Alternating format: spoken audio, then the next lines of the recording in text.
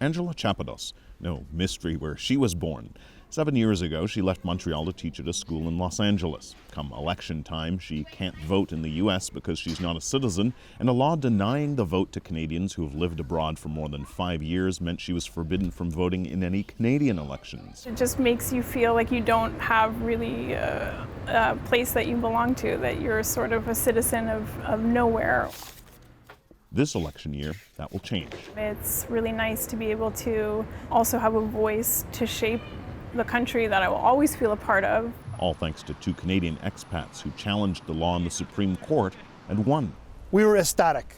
Alan Nichols founded a lobby group for Canadians living abroad and argued on their behalf in the Supreme Court case. In 2015, about 11,000 expats voted.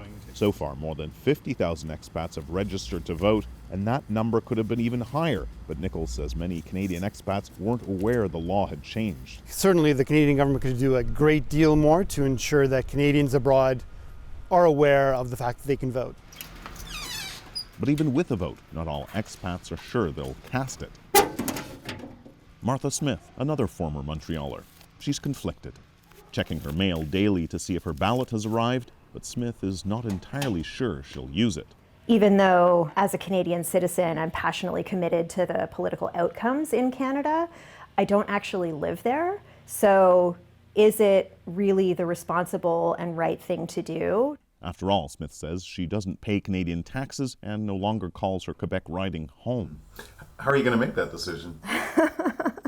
I don't know. I think it's one of those things that I really just need to continue weighing. Still, Smith says, at least now, she gets to choose. Kim Brunhuber, CBC News, Lakewood, California.